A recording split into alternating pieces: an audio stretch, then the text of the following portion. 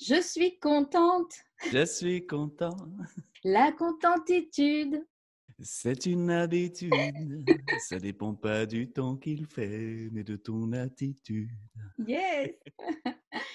Bonjour à tous et bienvenue dans cette vidéo. J'ai le plaisir et je suis contente d'être avec Jean-Luc de Bactère en Belgique. Comment vas-tu, Jean-Luc? Oui, mais écoute, merci, je vais très très bien, Anne. Alors juste peut-être pour donner du contexte à ceux qui nous écoutent, Oui, c'est une chanson en fait qui vient de sortir et qui fait le buzz là pour l'instant sur la toile. Il y a 10 000 vues voilà, une chanson que j'ai écrite, il y a 10 000 vues en une journée.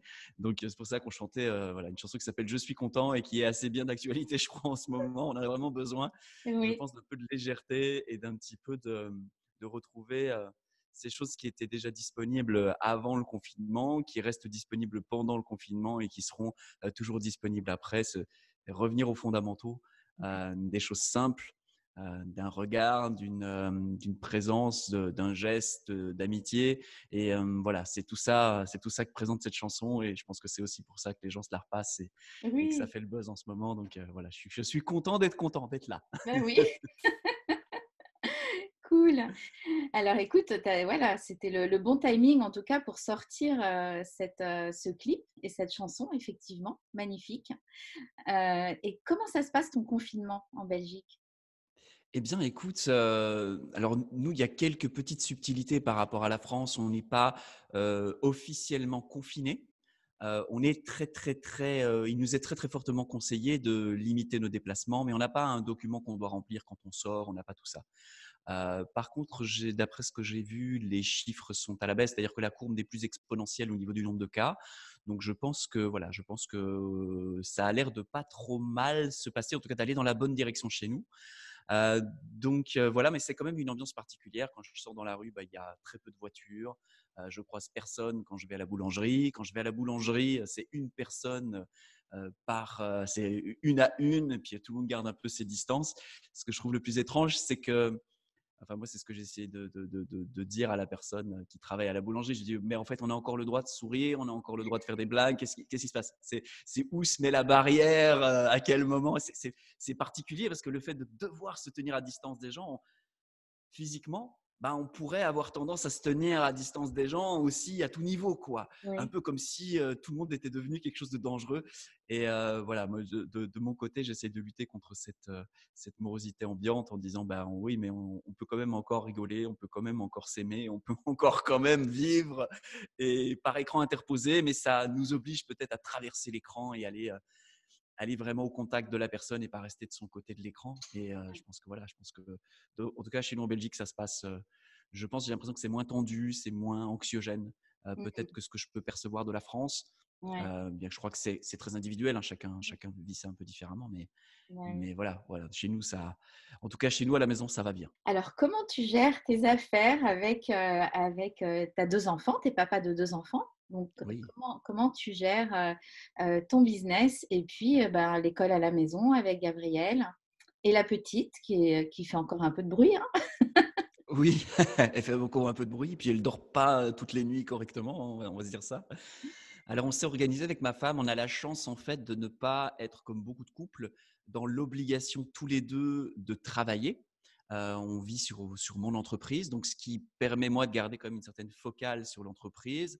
Et en marge de cela, mon épouse s'occupe un petit peu plus justement d'animer Gabriel le matin pendant que la petite est à la sieste.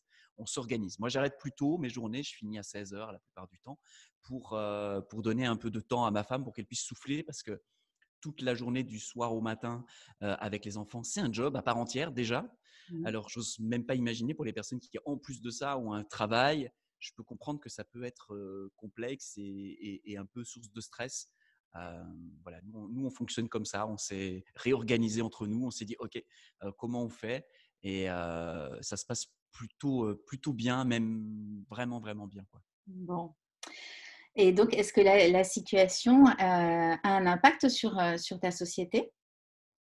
Absolument, inévitablement, je l'ai su tout de suite, donc je me suis réajusté, c'est-à-dire que, je me suis dit: «OK, la période vient de changer, les besoins de mes, contemporains viennent de changer, viennent d'évoluer.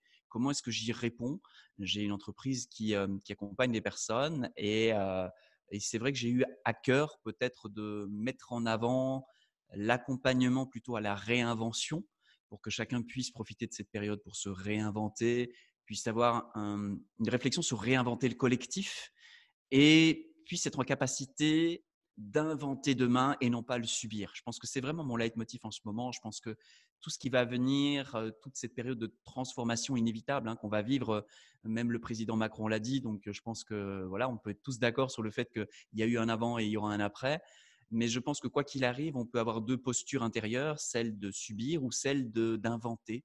Et j'ai envie d'accueillir et d'accompagner des personnes à déployer en eux-mêmes cette tranquillité, cette stabilité pour être eux-mêmes des personnes ressources pour leur entourage, développer plus de paix, plus d'inventivité. Donc, j'ai recentré mon activité sur cette ligne-là et un petit peu moins sur le fait de réinventer son business, même si ça reste très présent, j'ai des groupes d'accompagnement, etc. Mais je pense qu'aujourd'hui, la focale est un petit peu différente. Je pense que c'est difficile pour beaucoup de gens de se projeter au niveau de leur business et au niveau de l'économie à demain. Et donc, du coup, j'ai décidé de me recentrer, d'être à l'écoute en fait de ce qui se passe et de m'ajuster à ce qui se passe. Donc, pour l'instant, je pourrais mieux en parler d'ici un mois. C'est encore assez jeune. Ouais. Mais oui, je pense que ça a de l'impact. Ça a de l'impact, mais beaucoup plus sur des entreprises traditionnelles, peut-être qui fournissent des biens et services physiques. Mmh. Ceux-là sont, à mon avis, vraiment impactés en première ligne. Et Mmh. alors, toutes les entreprises qui fournissent des choses qui sont non essentielles, bah oui, en fait, elles sont impactées directement. Et Mmh. donc, peut-être qu'il y a cette réflexion en tant que chef d'entreprise de se dire, OK, comment est-ce que je me réoriente pour Mmh. offrir quelque chose d'absolument essentiel dans ce monde qui est en transformation? D'où mon point de vue qui est se rétablir sur les fondamentaux. Ouais. Qu'est-ce qui était vrai hier? Qu'est-ce qui sera encore vrai demain? Pour pouvoir se projeter non pas sur la forme des choses, mais sur des fondamentaux. On aura encore besoin d'échanger entre nous, on aura encore besoin d'évoluer entre nous, on aura encore besoin de rêver et de bâtir un monde meilleur, comme diraient certains Québécois. Mais voilà, c'est un peu je pense que ça nous fait revenir aux fondamentaux individuels et collectifs. Et je Ouais. crois que c'est une belle période pour ça, quoi. Ouais. En tout cas, tu as été assez rapide à créer ce programme, Réinventons, notre entreprise. Alors, Juste c'est Réinvente-toi, le nom du programme, voilà, qui est plus individuel. Et Réinvente ton business viendra plus tard, parce que je suis en train d'accord, de réajuster, je dirais, toute la façon dont j'ai envie de répondre à ce monde, en fait. Donc, OK, j'ai ajusté assez rapidement un certain nombre ouais, de choses. ouais, et donc tu as senti, tu as déjà lancé ce programme, donc est-ce que Mmh. tu as senti que tout de suite il y avait des inscriptions ou c'était un peu plus frileux que d'habitude? Alors, j'ai pas suffisamment à aujourd'hui poussé la promotion du programme pour me faire une vraie idée et un vrai comparatif. Par contre, dans d'autres entreprises, j'ai pu vérifier les chiffres et ça m'a fortement rassuré. Je me demandais si les personnes allaient encore investir sur elles-mêmes, allaient encore estimer que c'était important pour elles et essentiel pour elles. Et à première vue, avec les chiffres dont je suis au courant, ça m'a rassuré. Je me suis dit, OK, en fait, oui, ça semble être quelque chose d'essentiel et ça semble être quelque chose dans lequel on a envie de mettre un petit peu de son temps et de son énergie et de son argent parce qu'on perçoit la valeur que ça a, bien sûr, dans ce monde en réinvention. Donc, pour ma part, je pense que ça n'aura peu ou pas d'impact.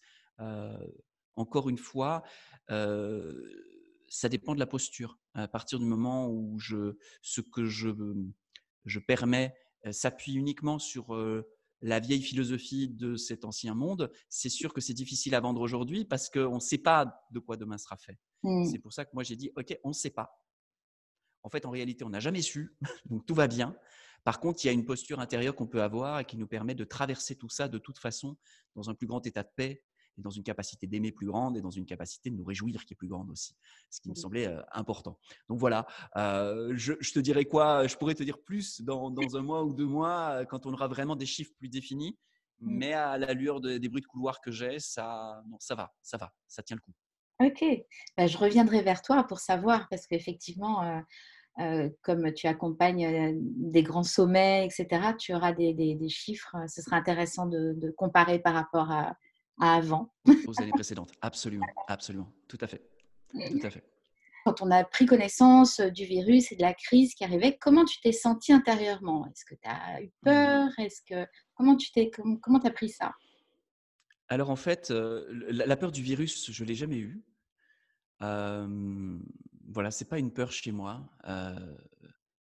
Par contre, c'est venu me challenger sur le fait que j'ai vu que s'installait la peur et je me suis rendu compte que j'avais pas mal de travail à faire encore sur peut-être les croyances que j'ai sur, les êtres humains et donc du coup, j'avais un petit peu peur de la réaction des êtres humains et de ce que ça allait engendrer pour l'économie et la façon dont ça allait se reformuler au-delà de cette crise sanitaire qui, aujourd'hui, le nom de crise économique, il est sur toutes les lèvres. Donc on sait bien qu'on va traverser quelque chose qu'on ne sait pas ce que c'est et que ça va être particulier. Moi, c'est plus ça qui m'a mis par moments dans des états d'anxiété. Et en même temps, étonnamment, ça a brisé comme une hypnose, une habitude de fonctionnement comme ça, à toujours, toujours, toujours, toujours dire oui. Et ça remet tellement tout le monde en face de bon, qu'est-ce que je veux vivre parce que je ne sais pas de quoi demain sera fait. Bah, je sais qu'avec mon épouse, on s'est assis, on s'est dit, OK, maintenant, qu'est-ce qu'on veut? Dans quoi on veut vivre? Dans quoi on veut que nos enfants grandissent? Puisqu'on ne peut plus s'appuyer sur quelque chose qui avait l'air d'être stable, Oui. qu'est-ce qu'on invente? Qu'est-ce qu'on invente? Et donc, on s'est remis là-dessus et on s'est dit, bah, en fait, ce qu'on a envie d'inventer, c'est ça. Et c'est en train de donner vie à un projet et je vais suivre ça dans les mois et les années qui suivent. Donc, de tissage d'une autre manière d'être collectivement, d'une autre manière de respecter la terre, de s'appuyer vraiment sur une relation à la nature et Mmh. non pas une relation à un système qui asservit la nature. Parce qu'aujourd'hui, on le sait, c'est pas juste de l'écologie. Pour moi, derrière écologie, c'est un mot froid. Il y a la nature derrière, il y a quelque chose de vivant, quelque chose de généreux. Et ça, c'est vraiment pour moi, j'ai envie de réinventer dans cette direction-là. Donc, de l'anxiété d'une part, Mmh. euh, parce qu'il y a quelque chose qui s'effondre, des tas de questions de et maintenant on fait quoi? En passant de je veux sauver ma peau, à me dire ah bon, je vais aussi acheter du PQ, je vais acheter des pâtes, je vais remplir ma cave, qu'est-ce que je fais, tu vois? Ah, en fait, non, c'est un bon moment pour se dire de quoi je veux remplir ma peau. Pas la sauver, mais la remplir. Et donc, ça m'a ramené, mais c'est challengeant, hein, là, je te fais le résumé des 15 derniers jours avec des matins qui commencent avec des questionnements, qui passent par mais toujours en fait ce retour à OK, qu'est-ce que tu veux inventer? Tu peux pas tout gérer, tu peux pas tout contrôler, mais tu peux toujours inventer. Donc qu'est-ce que tu inventes à partir de la situation dans laquelle tu te trouves? Et donc ça me ramène toujours là, ça me ramène toujours là et ça nous donne, en tout cas à ma famille et moi-même, l'élan de passer à l'action. Là où avant on se disait un jour on fera ça. Aujourd'hui c'est bon, bah maintenant il faut le faire. Oui. Et c'est assez réjouissant de ce point de vue-là. Donc c'est vraiment les deux, quoi. C'est parfois anxiété, parfois réjouissance, parfois sentiment profond de liberté, parfois profond sentiment de calme. Ça varie, mais je pense qu'un petit peu comme tout le monde, hein. Oui. Et toi, du coup, comment tu gères, bah, quand tu as des émotions fortes comme ça? Par exemple, tout à l'heure, j'étais avec Laura Massis qui, elle, fait du footing, elle tourne autour de sa maison. Ouais, bah ouais, mais ça marche bien, ça marche bien. Ça marche bien C'est et sûr que quand on fait ça, ça envoie des bonnes hormones dans le corps et ça ne peut que apaiser l'état. Et écoute, moi, j'ai une chance et une grâce énorme d'avoir pu rencontrer un enseignant en Kriya Yoga qui m'a transmis une pratique millénaire que je pratique tous les jours et qui me donne une stabilité, qui me donne une tranquillité de fond qui fait qu'en fait, je repars chaque jour à zéro. Donc, j'accumule pas de jour en jour. Je repars chaque jour à zéro, ce qui est évidemment une bonne respiration. Et cette pratique-là, bon, c'est quelque chose que je fais depuis 2 ans aujourd'hui, tous les jours, et je vois tous les effets que ça a dans ma vie, que ce soit dans mes relations, que ce soit même dans mon business. Voilà, et c'est une pratique qui à la fois est mystique, est énergétique, et spirituelle. Je sais pas comment on peut appeler ça, mais en tout cas, peu importe. Moi, je la fais et ça marche. Donc après, derrière, on l'appelle comme on veut, mais moi, j'en vérifie l'efficacité. Et donc ça, c'est une grande grâce, c'est mon socle. Et après ça, je pense que si tu veux, c'est ce que je disais tout à l'heure, c'est je reviens toujours dans cet espace dans lequel, quelle est ta réponse, quelle est ton invention par rapport à ce qui se présente.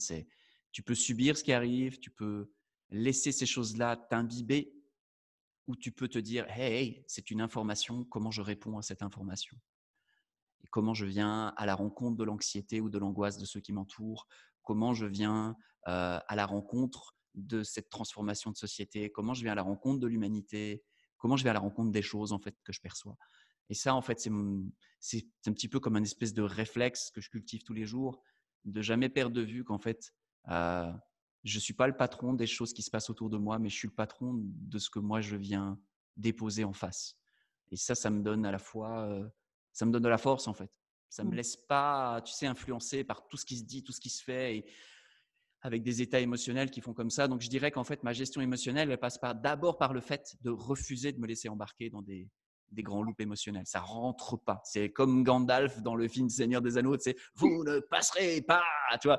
Et c'est vraiment ça. Je ne veux pas des émotions que j'ai pas choisies dans mon système. Je veux bien qu'elles soient en dehors de mon système, je veux bien les regarder, je veux bien être lucide par rapport à ça, parce que je veux rester en capacité de leur répondre depuis un état qui n'est pas la peur, qui n'est pas le doute, qui n'est pas l'angoisse, parce que je sais que si mon état intérieur c'est ça, alors ma parole, mes choix, tout en est imbibé et ça va juste générer davantage de peur, d'angoisse, de doute, etc. autour de moi. Et Mmh. ça, c'est pas ce que je veux. C'est pas mon choix d'être humain. Donc voilà, c'est comme ça que je gère Kriya Yoga et refus de laisser l'extériorité avoir une quelconque influence sur mon état intérieur. Mmh. Eh ben, écoute, merci beaucoup pour ton partage. Avec grande, grande joie. Merci à toi de m'avoir offert ce temps pour partager. C'est tellement précieux. Et merci infiniment. Et puis, je reviendrai vers toi pour savoir, comment ça évolue, comment fonctionne ton programme et puis, comment ça se passe en Belgique par rapport à la France. Oh yes, avec grand plaisir, quand tu veux. Bon, ben, on est content.